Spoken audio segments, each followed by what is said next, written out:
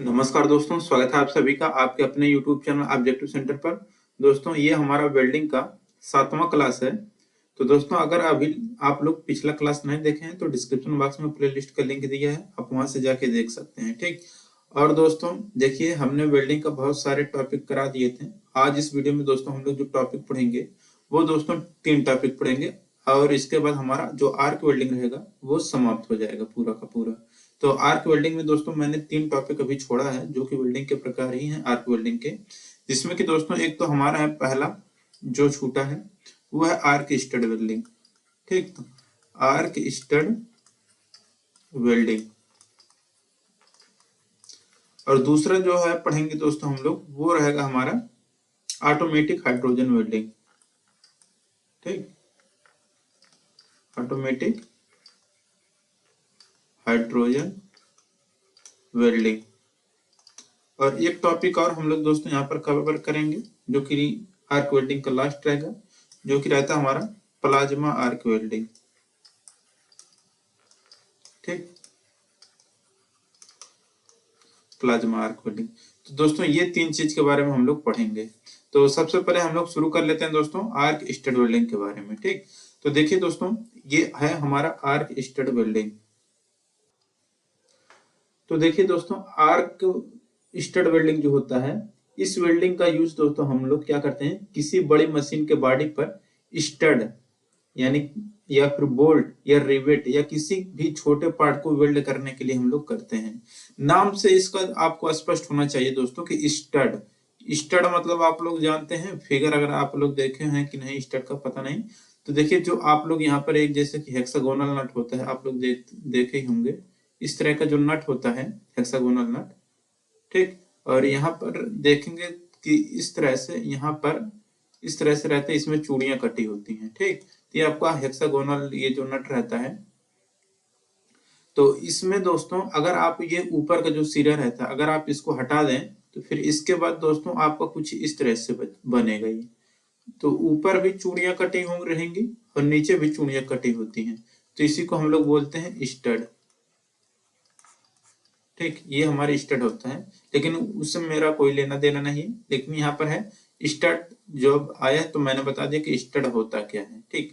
लेकिन इसका देखिए, अब यहाँ पर मैं आपको बताने वाला हूँ कि इस वेल्डिंग में जो आर्क स्टड वेल्डिंग होता है, इसका दोस्तों हम लोग यूज मेनली कहाँ पर करते हैं, तो जो भी मशीन की बॉडी होती है यानी कि बेस या स्ट्रक्चर होता है, उस बॉडी पर जो स्टड होता है, बोल्ट होता है और रिवेट होता है, तो इन सभी का अगर दोस्तों हमको कभी वो खराब हो जाता है, उसको वेल्ड करने की जरूरत पड़ती है, तो हम लोग वहां पर इस आर्क स्टड वेल्डिंग का प्रयोग करते हैं। जैसे कि दोस्तों देखिए, यहाँ पर जैसे कहीं छोटे से जगह पर अगर आपको वेल्ड करना है तो ये आपका इस तरह से प्रोसेस बताया गया है वेल्ड करने के लिए। देखिए यहाँ पर एक व्यक्ति है, एक छोटा सा पार्ट यहाँ पर कहीं पर वेल्ड करना है तो ये हाथ से लेकर कर दे रहा है। जैसे कि यहाँ पर देखिए वेल्डिंग है, यहाँ पर किया गया है, आप लोग यहाँ पर देख सकते हैं। तो इस तरह से दोस्तों ये बहुत छोटे पार्ट पर जहाँ छोटा छोटा वेल्डिंग करना रहे वहां पर हम लोग इसका यूज करते हैं। ठीक। तो ये हो गया। और इस वेल्डिंग में दोस्तों जो मोल्टेन मेटल का वेल्ड पूल बनता है। ठीक। तो मोल्टेन मेटल जो होता है उसका वेल्ड पूल बनता है और इस वेल्डिंग का यूज दोस्तों हम लोग एयरक्राफ्ट में करते हैं और ऑटोमोबाइल में और बॉयलर में, इन सभी जगह पर हम लोग दोस्तों ज्यादातर यूज में लेते हैं। ठीक। तो ये हो गया दोस्तों इसके बारे में। बस इतना, बस आपसे पूछेगा, इससे ज्यादा कुछ भी नहीं बनता है क्वेश्चन। आर्क स्टड वेल्डिंग से ज्यादा कुछ क्वेश्चन नहीं बनता है। ठीक। तो अब इसमें देखिए, अब आप लोग लिखिए, मैं यहाँ पर जो लिखवा रहा हूं आप लोग, जैसे कि पहला यहाँ पर आप लोग लिखिए, इसका दोस्तों हम लोग यूज कहाँ करेंगे, तो यहाँ पे लिख लीजिए इस वेल्डिंग का यूज, इस वेल्डिंग का प्रयोग या यूज किसी बड़ी मशीन के, ठीक, किसी बड़ी मशीन के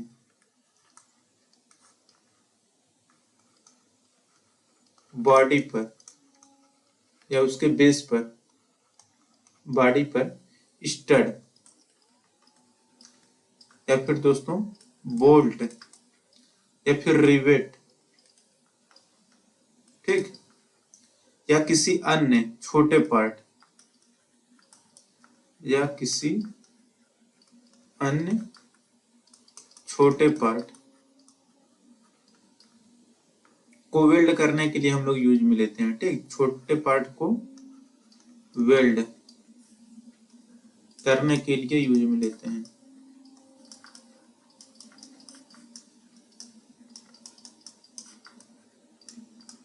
ठीक,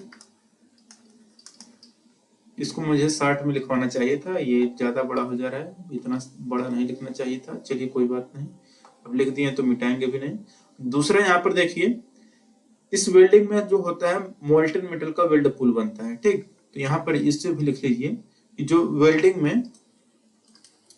में क्या होगा, जो भी हमारा मोल्टन मेटल रहेगा, मोल्टन मेटल METAL,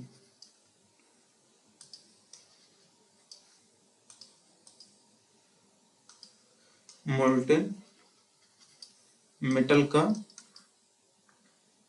वेल्ड पुल बनता है।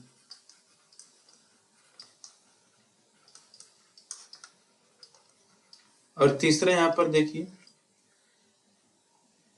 इसका यूज कहां पर करेंगे मेनली, ये तो मैंने एक तो ऐसे बता दिया है कि मतलब स्टड, बोल्ट, रिवेट या किसी अन्य छोटे पार्ट को वेल्ड करने के लिए हम लोग यूज में लेते हैं। लेकिन इसका ज्यादातर यूज दोस्तों हम लोग एयरक्राफ्ट में करेंगे, एयरक्राफ्ट। ठीक, और ऑटोमोबाइल में इसका यूज करेंगे। ठीक, और बॉयलर में इसका यूज कर लेंगे। ठीक, इन जगह, ये सारे जगह पर यूज होता है। ठीक, तो देखिए इस वेल्डिंग का प्रयोग हम लोग, जो आर्क स्टड वेल्डिंग होता है, बड़े मशीनों के जो बॉडी होते हैं उस पर जो स्टड, बोल्ट और रिवेट लगे होते हैं, उसमें अगर कोई खराबी हो जाती है या फिर कोई छोटे पार्ट हैं अगर खराबी हो जाती है और उसको वेल्ड करने की अगर जरूरत पड़ती है, तो वहां पर हम लोग आर्क स्टड वेल्डिंग का प्रयोग करते हैं।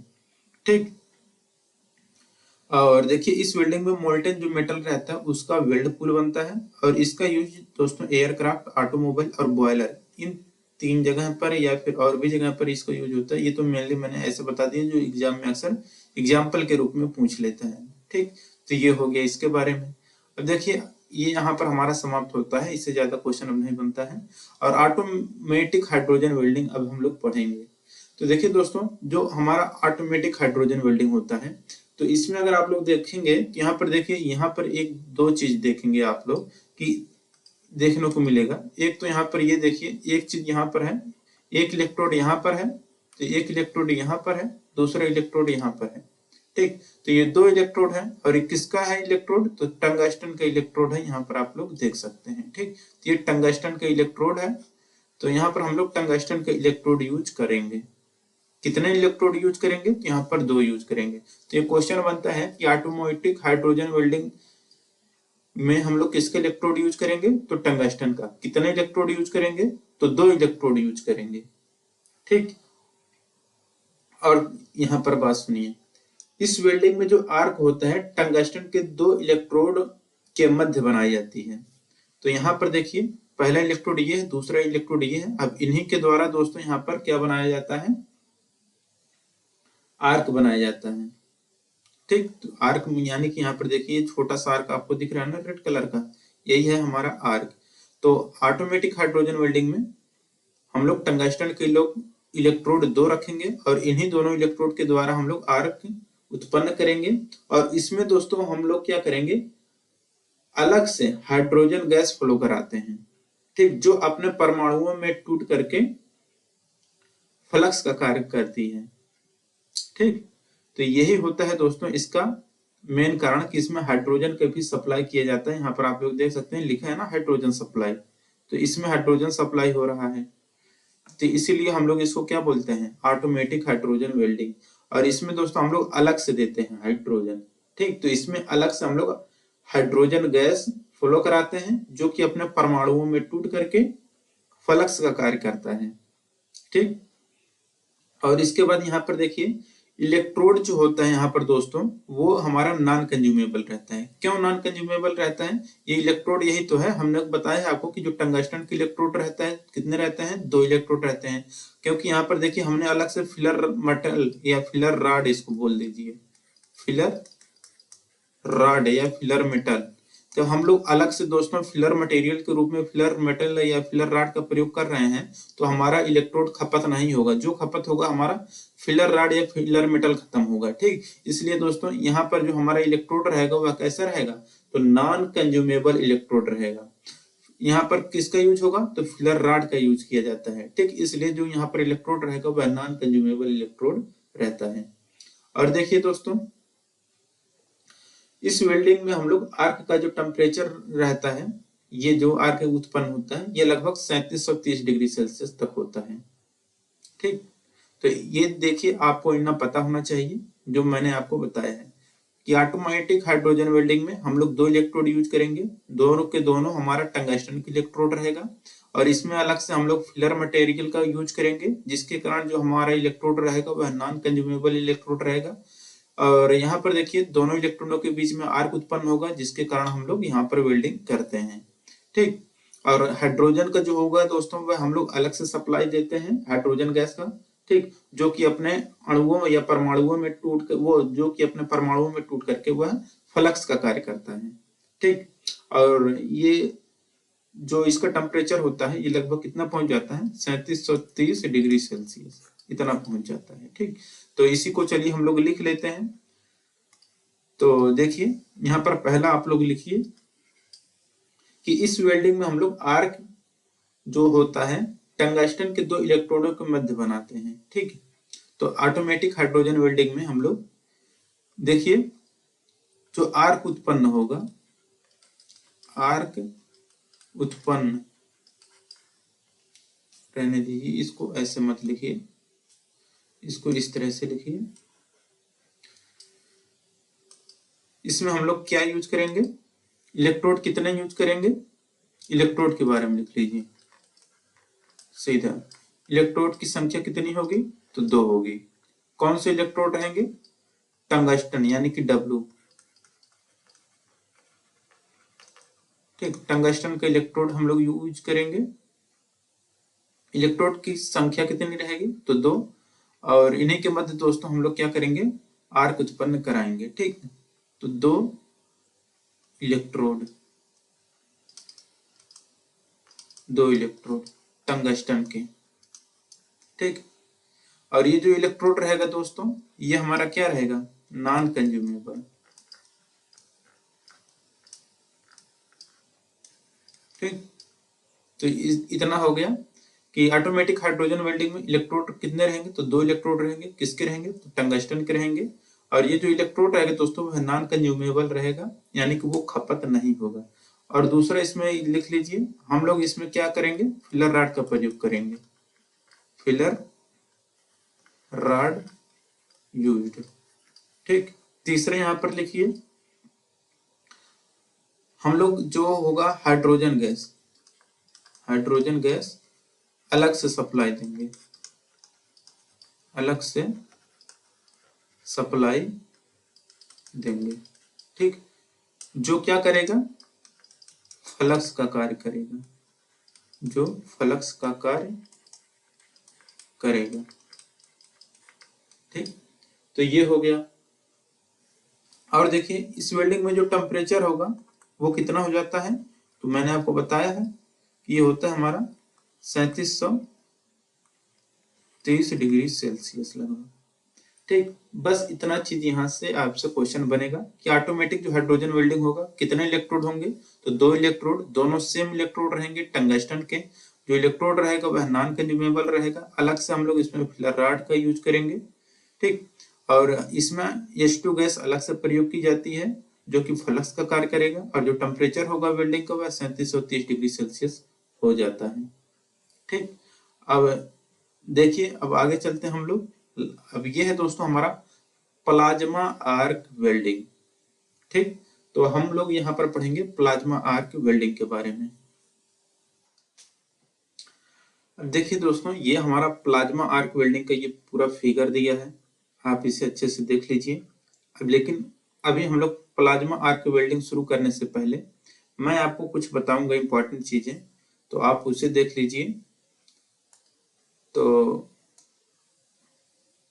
यहाँ पर देखिए, हम लोग दोस्तों पदार्थ की अवस्थाओं के बारे में सबसे पहले जान लेते हैं, और इसके बारे में जानने के बाद फिर हम लोग प्लाज्मा के बारे में जानेंगे। तो देखिए दोस्तों, पदार्थ की अगर पूछेगा कि कितनी अवस्थाएं होती हैं, ठीक, देखिए पदार्थ की अवस्थाएं, अभी आप लोग कहेंगे कि ये 3 होती हैं, ठोस, द्रव, गैस, लेकिन ऐसा नहीं है।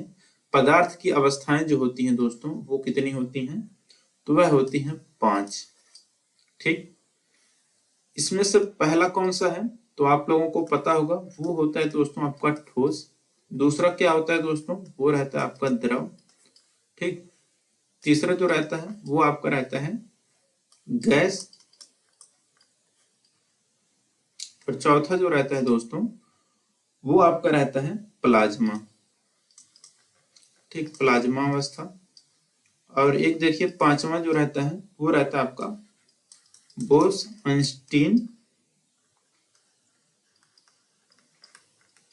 कंडेंसेट,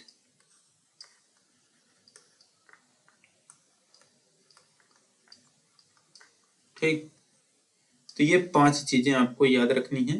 कह रहे कि पदार्थ की कितनी अवस्थाएं होती हैं, तो आप लोग कहिएगा कि पदार्थ की 5 अवस्थाएं होती हैं, जिसमें आपका ठोस रहेगा, ठीक, सॉलिड, और द्रव यानी कि लिक्विड, ठीक, लिक्विड, और आपका गैस रहेगा।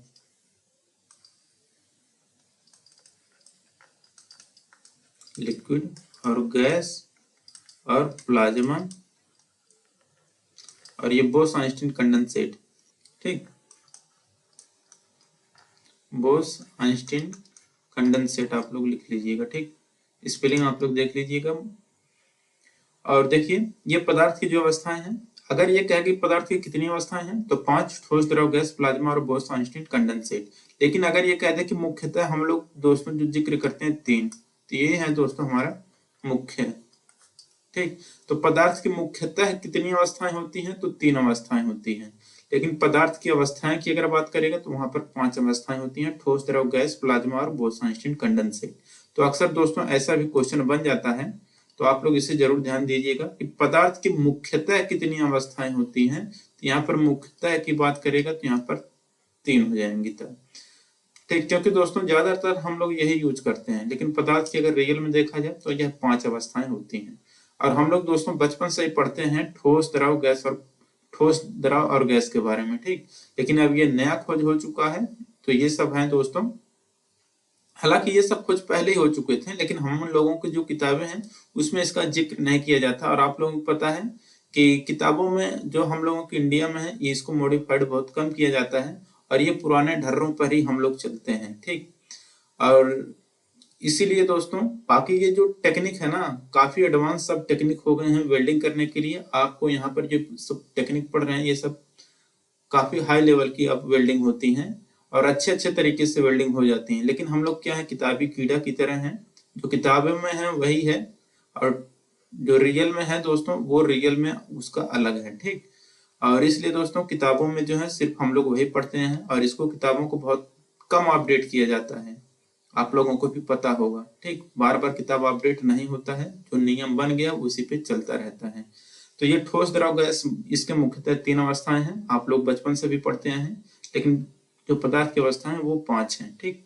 अब इसमें देखिए प्लाज्मा का जो जिक्र किया गया, और इसी के आधार पर दोस्तों हम लोग प्लाज्मा का जो वेल्डिंग होता है उसका हम लोग यहाँ पर जिक्र करेंगे। तो चलिए स्टार्ट करते हैं। तो देखिए जो प्लाज्मा आर्क वेल्डिंग है इसके बारे में हम लोग देख लेते हैं। तो देखिए दोस्तों प्लाज्मा आर्क वेल्डिंग में हम लोग दोस्तों डीसी सप्लाई देते हैं। क्यों? क्योंकि यहाँ पर आप लोग फिगर आप लोग देखिएगा, एक यहाँ पर माइनस सिरा है, एक यहाँ पर आपका प्लस सिरा है। जब भी सिरा पॉजिटिव और नेगेटिव की बात होगा, मतलब वहां पर सप्लाई कौन सी आएगी? DC supply. डीसी सप्लाई यहाँ पर दिया जाएगा, ठीक।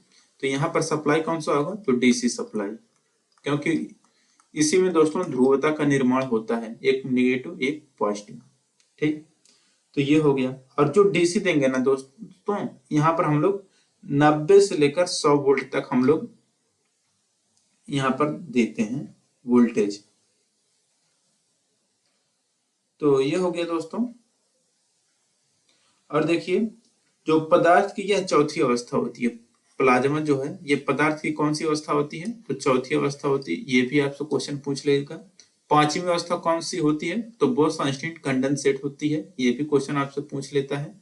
ठीक, तो आप इस बात को जरूर ध्यान में रखिएगा।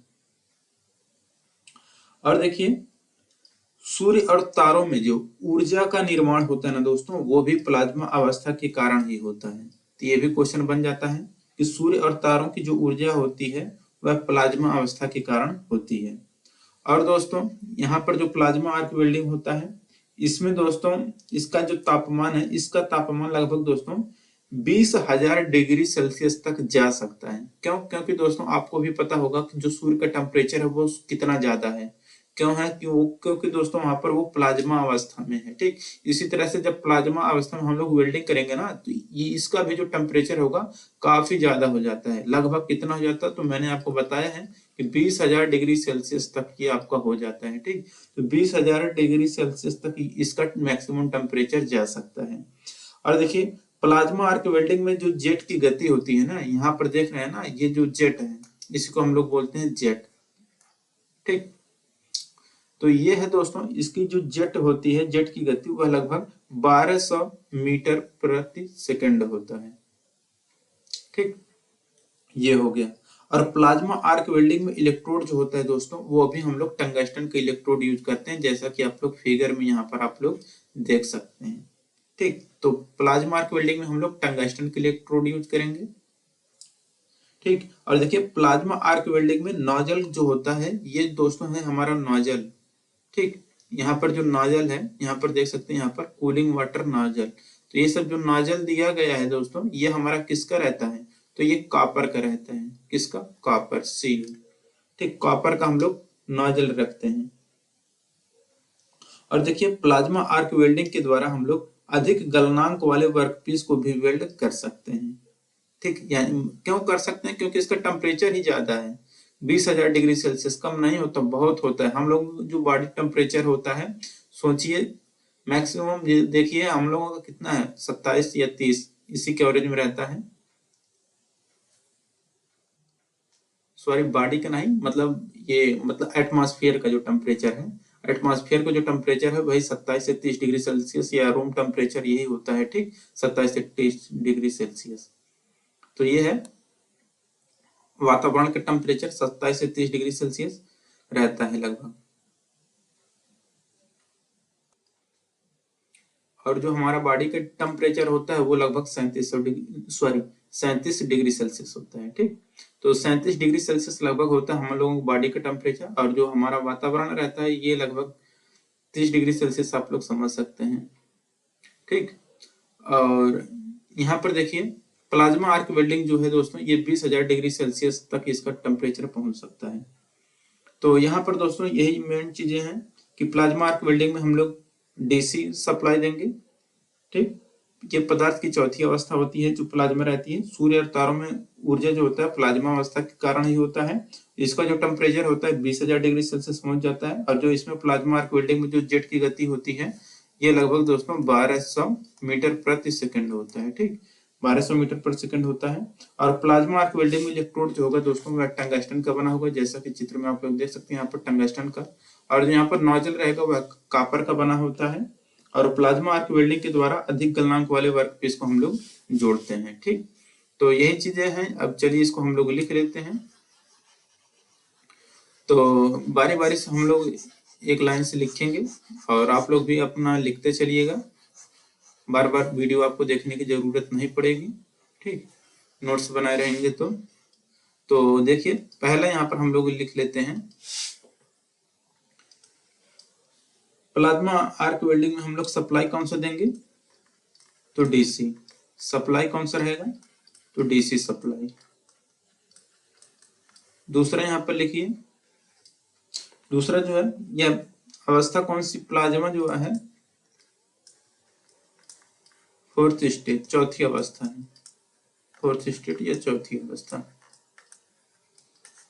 पदार्थ की, ठीक, पदार्थ की चौथी अवस्था है, चौथी अवस्था पदार्थ की है, ठीक। अब देखिए सूर्य तथा तारा में ऊर्जा जो होती है दोस्तों वह किसके कारण होता है, प्लाज्मा अवस्था के कारण होता है, ठीक, ये भी बन जाता है। और देखिए इसका जो टेम्परेचर होगा दोस्तों वो लगभग कितना होगा, तो टेम्परेचर ये दोस्तों आपका होगा कितना, 20,000 डिग्री सेल्सियस, ठीक। और पांचवा यहाँ पर देखिए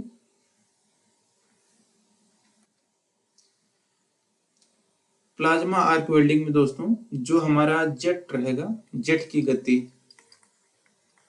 जेट की गति ये कितना होता है, लगभग 1200 मीटर प्रति सेकंड, ठीक। छठा यहाँ पर देखिए जो हम लोग यहाँ पर इलेक्ट्रोड यूज करेंगे, ठीक, इलेक्ट्रोड किसका रहेगा, तो टंगस्टन का, ठीक। अब देखिए सातवां इलेक्ट्रोड हो गया टंगस्टन का। और देखिए नोजल जो रहेगा वो किसका रहेगा, कॉपर का, ठीक। इसका प्रयोग कहां पर करेंगे, तो जिसका गलनांक अधिक होगा, तो अधिक गलनांक वाले वर्कपीस को भी वेल्ड कर सकते हैं।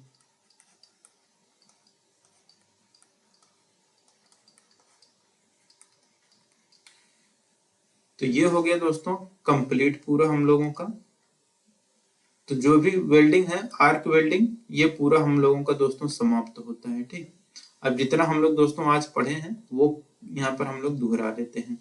तो आज हमने इस वीडियो में हम लोगों ने क्या पढ़ा, तो वेल्डिंग के बारे में पढ़ा, arc stud welding, automatic hydrogen welding और प्लाज्मा आर्क वेल्डिंग। बारी बारी से देख लेते हैं। आर्क स्टड वेल्डिंग जो है दोस्तों इस वेल्डिंग का प्रयोग हम लोग जो भी बड़ी मशीनें होती हैं उसकी बॉडी पर जो स्टड बोल्ट और रिवेट लगे होते हैं अगर उसमें कोई टूट फूट हो जाए और वेल्ड करने की जरूरत पड़े तो उन सभी छोटे छोटे पार्टों को दोस्तों वेल्ड करने के लिए हम लोग आर्क स्टड वेल्डिंग का प्रयोग करेंगे, ठीक। जैसा कि यहाँ पर फिगर में आप लोग देख सकते हैं ये तरीका बताया गया है वेल्ड करने का। और देखिए वेल्डिंग में मोल्टन मेटल का जो होता है उसका वेल्ड पुल बनता है, ठीक। और यूज कहाँ पर करते हैं, तो एयरक्राफ्ट, ऑटोमोबाइल और बॉयलर में इसका यूज होता है। और देखिए ऑटोमेटिक हाइड्रोजन वेल्डिंग जो होता है इसमें इलेक्ट्रोड जो होगा वह कितना इलेक्ट्रोड होगा, तो 2 इलेक्ट्रोड जैसा कि फिगर में आप लोग देख सकते हैं। और ये दोनों किसके रहेंगे, तो टंगस्टन के रहेंगे। यहाँ पर आप लोग देख सकते हैं टंगस्टन के इलेक्ट्रोड रहेगा। और देखिए इसमें हम लोग अलग से फिलर, यहाँ पर फिलर मटेरियल यूज करेंगे। और यहाँ पर जो इलेक्ट्रोड रहेगा दोस्तों वह नॉन कंज्यूमेबल इलेक्ट्रोड रहेगा। और इसमें H2 गैस हम दोस्तों अलग से सप्लाई देंगे जो कि एज ए फ्लक्स का कार्य करेगा। और जो यहाँ पर टेम्परेचर होगा दोस्तों आर्क का वो लगभग 3730 डिग्री सेल्सियस पहुंच जाता है। और उसके द्वारा हम लोग वर्कपीस जो भी वेल्ड करना रहता है हम लोग वेल्ड कर लेते हैं, ठीक। तो ये हो गया दोस्तों ऑटोमेटिक हाइड्रोजन की वेल्डिंग के बारे में। और पदार्थ की अवस्थाएं कितनी होती हैं, तो 5 होती हैं। तो ठोस, द्रव, गैस, प्लाज्मा और बोस-आइंस्टीन कंडेंसेट। और कहेगा कि चौथी अवस्था कौन सी है, तो प्लाज्मा। पांचवी कौन सी है, तो बोस-आइंस्टीन कंडेंसेट है। मुख्यतः कितनी होती हैं, तो ठोस, द्रव और गैस होती हैं, ठीक। अब प्लाज्मा आर्क वेल्डिंग के बारे में देखिए। तो यहाँ पर प्लाज्मा आर्क वेल्डिंग जैसा कि चित्र में यहाँ पर दिया गया है आप लोग देख सकते हैं। इसमें हम लोग दोस्तों इलेक्ट्रोड जो यूज करेंगे वह टंगस्टन के इलेक्ट्रोड यूज करेंगे, ठीक। इसमें और सप्लाई कौन सा देंगे, तो यहाँ पर आप लोग देख सकते हैं यहाँ पर ध्रुवता की बात की गई है तो डीसी सप्लाई देंगे। प्लाज्मा जो है चौथी अवस्था है पदार्थ की। और सूर्य तथा तारा में ऊर्जा का जो स्रोत है दोस्तों वह प्लाज्मा अवस्था के कारण होता है। टेम्परेचर 20,000 डिग्री सेल्सियस पहुंच जाता है। जेट की गति 1200 मीटर पर सेकंड। इलेक्ट्रोड जो होगा वह टंगस्टन का होगा। और नोजल जो होगा वह कॉपर का बना होता है और अधिक गलनांक वाले वर्कपीस को भी हम लोग वेल्ड कर सकते हैं प्लाज्मा आर्क वेल्डिंग की सहायता से। ठीक, तो ये दोस्तों यहाँ पर हमारा पूरा का पूरा कंप्लीट होता है आर्क वेल्डिंग के बारे में। ठीक, और इसके बाद दोस्तों, इसके बाद इन सभी से ज्यादा क्वेश्चन जो बनते हैं वो बनते हैं दोस्तों आपके गैस वेल्डिंग से। ठीक, गैस वेल्डिंग में काफी बड़ा चैप्टर रहेगा और उसको हम लोग दोस्तों 2 लेक्चर में खत्म करेंगे। जिस तरह से आपका आर्क स्टड काफी बड़ा था, उसी तरह सॉरी आर्क स्टड करेंगे जैसे आपका आर्क वेल्डिंग काफी बड़ा चैप्टर था, उसी तरह से दोस्तों यहाँ पर आपका गैस वेल्डिंग में काफी बड़ा चैप्टर है, तो उसको हम लोग अगले वीडियो में कवर करेंगे। ठीक, तो वीडियो अगर अच्छा लगा हो दोस्तों, वीडियो को लाइक करिए और अपने दोस्तों के साथ शेयर करिए। और दोस्तों आप लोगों के लिए यहाँ पर जो objectivecenter.in यहाँ पर लिखा गया है दोस्तों, आपको दोस्तों इस वेबसाइट पर जाना है और वेबसाइट पर जब जाएंगे दोस्तों आपको ITI से रिलेटेड जितने भी एग्जाम होते हैं प्रीवियस ईयर के पेपर मिल जाएंगे और रिक्रूटमेंट जितने भी आते हैं अप्रेंटिस के या फिर गवर्नमेंट प्राइवेट जो भी आते हैं वहां पर आपको मिल जाएगा। तो आप लोग इस नाम से जरूर सर्च करें objectivecenter.in। ठीक, और अपने दोस्तों के साथ भी शेयर करें। मिलेंगे नेक्स्ट वीडियो में।